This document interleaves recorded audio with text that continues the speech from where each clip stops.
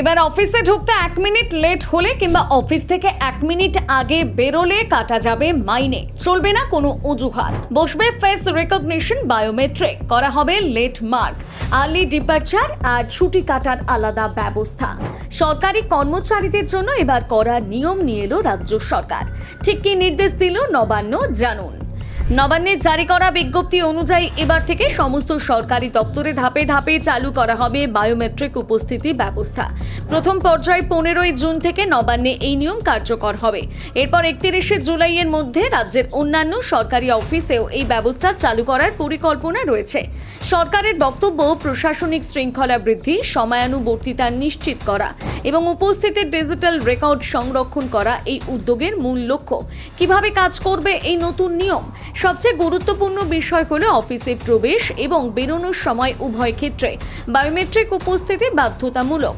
Face recognition প্রযুক্তির মাধ্যমে কর্মীদের ইন আউট টাইম রেকর্ড করা হবে, অর্থাৎ হাতে সই করে বা অন্য কোনো উপায়ে উপস্থিতি দেখানোর সুযোগ থাকবে না।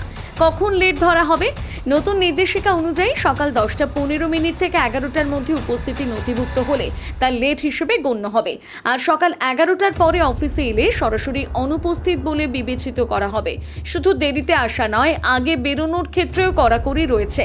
বিকেল 5:15 আগে অফিস ছেড়ে বেরিয়ে গেলে সেটি আর্লি ডিপারচার হিসেবে ধরা হবে।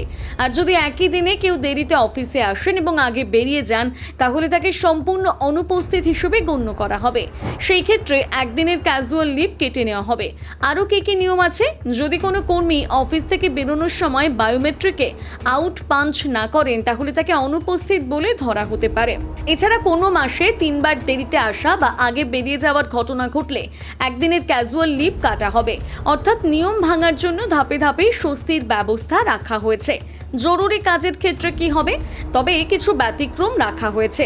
যদি কোনো অফিসিয়াল মিটিং, সরকারি সফর বা জরুরি প্রশাসনিক কাজের জন্য কর্মীকে দেরিতে আসতে বা আগে বেরোতে হয়, তাহলে সংশ্লিষ্ট দপ্তরের প্রধানের অনুমোদন নিতে হবে। সেক্ষেত্রে ওই কর্মীকে শাস্তির মুখে পড়তে হবে না। সরকারি কর্মচারীদের নিয়ে সরকারের এই পদক্ষেপ সম্পর্কে আপনার কি মতামত জানাতে ভুলবেন না কমেন্ট করে।